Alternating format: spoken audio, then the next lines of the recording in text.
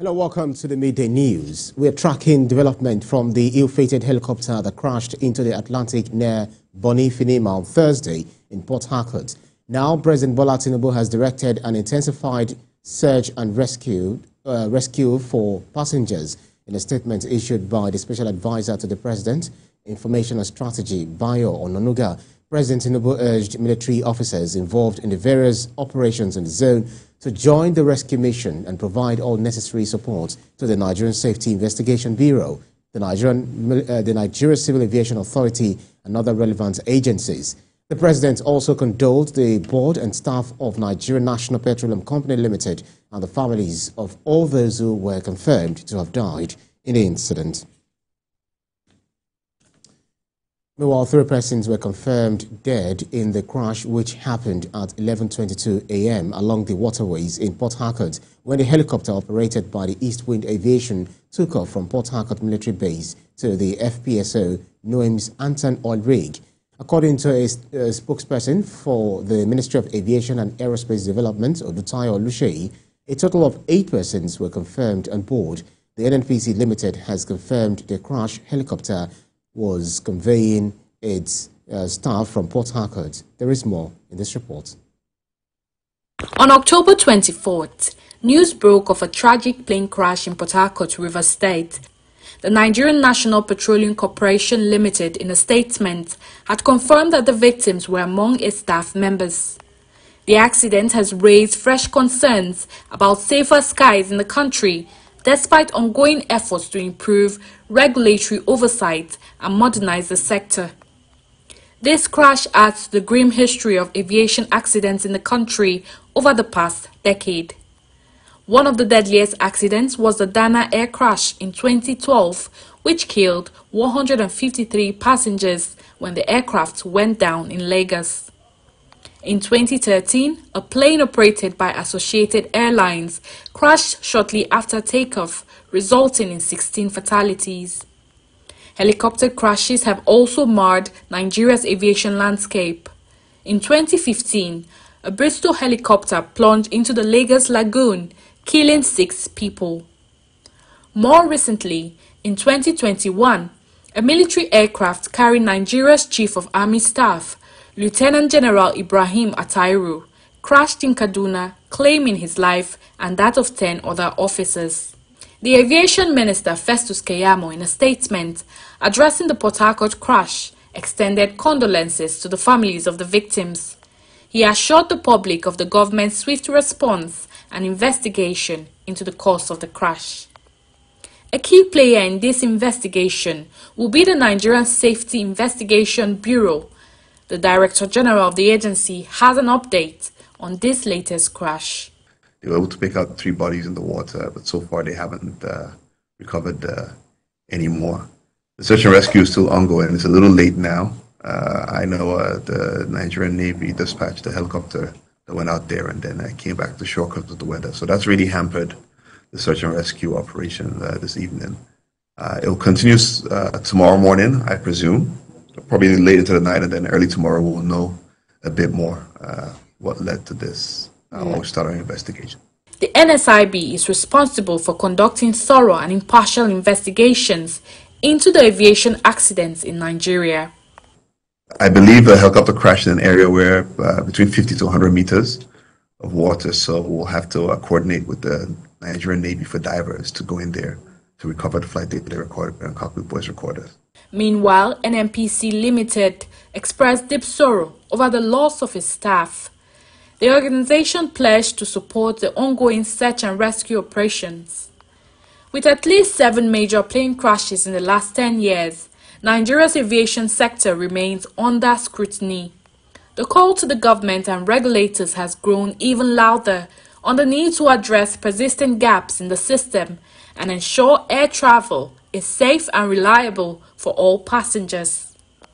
Uloma Oyemachi, TVC News, Abuja. Away from that, leading participants in the power sector have called for synergy to tackle the recurring challenge of the national grid failure. They spoke at an investigative hearing organized by Nigeria's electricity regulatory to find a solution to what they called frequent national embarrassments. Jokadisa reports. Between 2015 and now, Nigeria recorded about 105 incidents of national grid collapse. This is despite the huge investment in the power sector. Reports say Nigeria secured about 10 loans worth $4.36 billion from the World Bank over the past 10 years to address key challenges in the sector. This year alone, Nigeria has been thrown into complete darkness 8 times, and major stakeholders, including the House of Representatives, have called for a drastic measure to end the ugly incident. Based on the agenda, we'll start with the... It is in finding solutions that the Nigerian Electricity Regulatory Commission, NERC, has brought together key participants, including consumers. The commission says the situation is embarrassing and must be nipped in the bud. The reality is that what is truly happening with the national grid is impacting on the viability of not only the gencos that generate the energy and capacity, but also the distribution companies. But most importantly, it's also impacting on the quality of supply to end customers. Nigeria's transmission company briefs on its efforts at forestalling a recurrence of frequent grid failures. The company identifies gas constraints, obsolete equipment, lack of manpower development, sustainable spinning reserve, load and location violation, as well as weak distribution networks as some of the problems. We have not gone to the substation to carry out detailed investigation, and we intend to do that, check the maintenance plan, check the records. But the Commission faults TCN in its presentation, just as participants call for harmonization of data and information in the sector. You have city governments. I don't think it's a question of whether the spinning reserve was available or not. Was it? If we calculate what the SO has captured as the grid collapse from 2015 to date, and the one the private sector is capturing, is different. It is the consensus of the intervention that all hands must be on deck to tackle all challenges as participants advocate synergy between and among all actors. Jokadisa, TVC News, Abuja. Now, frequent policy discontinuation in Nigeria has been identified as a barrier to sustainable poverty reduction, thereby undermining long-term development programs. This is according to the Lift Above Poverty Organization, a non-governmental body targeted at impacting developmental initiatives in different parts of Nigeria. Senior reporter Habida Lawal reports. Poverty remains a persistent challenge in Nigeria, demanding a comprehensive policy and economic reform agenda. This non-profit organization believes a collaboration between government, private sector and civil society is essential to empower the vulnerable population through social protection initiatives. The annual Lift Above Poverty Development Forum is concerned about strengthening pro-poor policies and programs.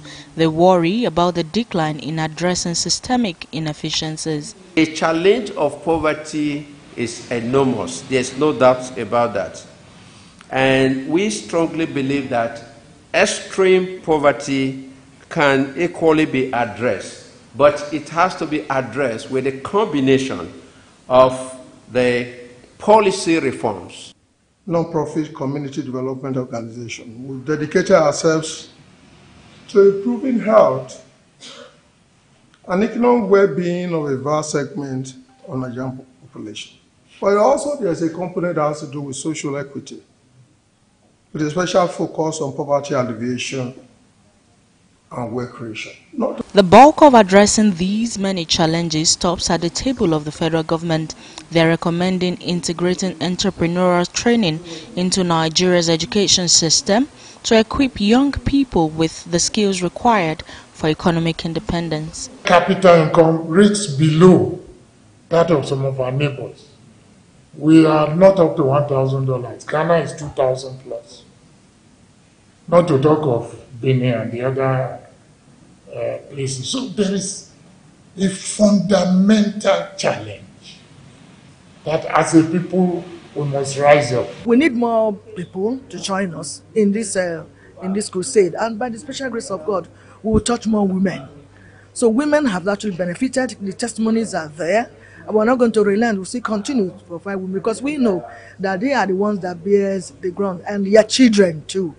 Supporting small and medium-sized enterprises will foster sustainable livelihoods and reduce youth unemployment.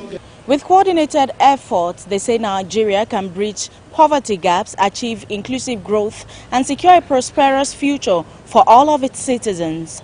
Habida Lawal, TVC News, Abuja. The National Secretariat of the Petroleum Tankers Drivers Branch of the Nigeria Union of Petroleum and Natural Gas Workers has threatened to order its members to withdraw their trucks from depots. This is according to a statement by the national chairman of the union, Augustine Egbon. Mr. Egbon, who said the action, which could paralyze loading of petroleum products and ultimately scarcity at retail outlets, is to protest what he described as the excesses of the task force set up by the Office of the Inspector General of Police, Kayode Egbetokun. Recall that the PTD, NOPENG, as part of its resolutions at its NEC meeting in Port Harcourt, River State, had urged the IGP to curb the high-handedness of its task force on petroleum products, especially the impounding of tankers on federal highways. In other news, the Chief House Committee on Federal Roads Maintenance Agency, Aduremi Oseni, says efforts are underway to address food shortage through improved road networks. He said this during a visit to the leadership of the All Progressives Congress in Oyo State. Olaido Yowole has more in this report. According to the Nigeria Bureau of Statistics, Nigeria's food inflation rate has reached a staggering 37.7% as of September 2024, representing a significant increase from the previous year. This surge is attributed to various factors, including currency depreciation, rising imported food inflation, and domestic pressures such as insecurity, low agricultural production, and high input costs. In view of this, lawmaker representing Ibarapa East and Ido Federal Constituency has voiced concerns about the challenges farmers and traders face in transporting goods and services across Nigeria due to bad road networks. The challenges that we have in the area of market prices equally is a function of our road failure. If previous administration, if they've sufficiently addressed all our road issues, road infrastructural issues, we won't be where we are today. The failure of all these road infrastructures were not caused by Mr. President, and that is the need for us, every one of us, to be a little patient.